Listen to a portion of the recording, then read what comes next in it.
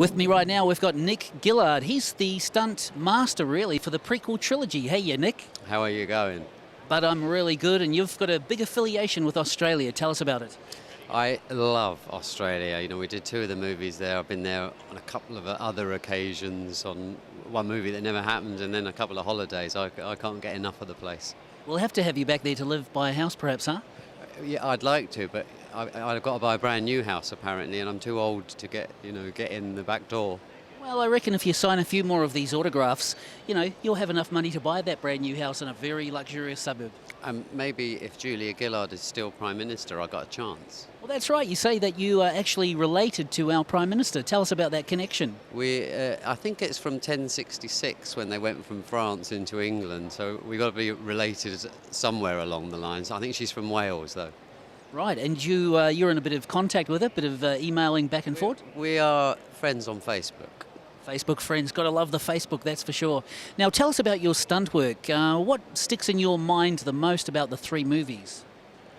Just really developing this lightsaber style. You know, we started it in England on Phantom. I struggled with it for a long time on my own. But then when I got to Australia, I was fortunate enough to meet Kyle after a long time of dismissing him. And Kyle helped me a great deal with it. All of the guys in Australia, they're good stunt guys in Australia. Right, and tell us about the lightsaber styles that you developed. You put a lot of work into it and got the saber fighting a lot quicker than the original trilogy. I just dismissed the first one. I thought I'm just going to take it by the scruff of the neck and try and come up with something new. And so because they were using laser guns in there, I just mishmashed every kind of sword routine I could find and tried to amalgamate it all together. Right, and you sped it up dramatically too, didn't you? I did, and then I kind of I wanted to give them all different styles, but it happened naturally because people move differently, and rather than force them into one style, I went with how they moved or how it worked for them, and that seemed to work out well. So did you also choreograph all of the moves that were on screen? Every single one. I did, yeah. I used to do it myself in my living room.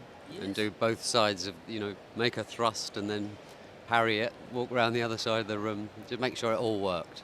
That's awesome. Tell us about working with Liam Neeson. We don't hear much about him in the Star Wars universe too often.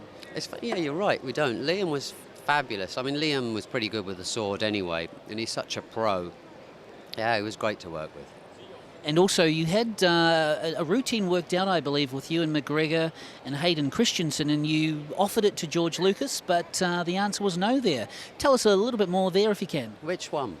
Apparently, you presented something for the final battle for Revenge of the Sith. It was just the death. It was when when Vader gets his legs and arms cut off. We had a routine at the end that we loved. We saw it as a fight like you might have with your wife, where you just got to take it for as long as you can and hope she's going to run out of steam. And so we had it as an accident that it happened rather than an intentional thing that Obi did. We figured that Obi wouldn't really want to kill Anakin, but George wanted to go another way, and he's the boss, so that's the way we went. Too right. Now, also, can you tell us what would have happened there saber-wise? How would have it all, come together or come apart, really? The end part. We had it that Anakin had somersaulted over and landed behind Obi. He disarmed him very quickly in a move. He grabbed him by the throat, and he said, "I'm sorry, my master, but this is going to be it." And as he's about to cut his head off, Obi sucked his lightsaber in, but in the course of sucking it in, went through his arms, and as he spun round to defend what he thought was coming, his arms had already gone, and he'd already gone through his legs, and he just fell off his legs into the volcano. It was a beautiful thing. That was so cool to hear. Thank you for sharing that. You're very welcome. Now, also tell us about your chance at the opportunity at the cameo. As Kindralig, George wanted me to play a part. I don't know why he wanted me to play a part. I really didn't have time to do it. But he wanted to call me the Troll. And the only way I could change that was, I said I'd do it if I can pick my own name. And I just gave him my own name backwards, and he didn't work it out. Right, and what do you remember most now, these years later? It's all finished. You sort of hope it comes back, like the TV series is mooted around every so often. If it came back, would you come back? Yeah, I'd love to go back. I mean, you get remembered. You know, Star Wars is so big. Star Wars is what you get remembered for. But I've always worked for 30 years. The most fun I've had has been on these movies, and it's great to come to these events and meet everybody. But yeah, you know, I'll keep working. I'll work for anybody. I'll work on what's that thing you have over there at Ramsey Street? Oh, you'll be on Neighbours, will you? So I'll do Neighbours. Yeah, they need a few stunts, don't they? They do.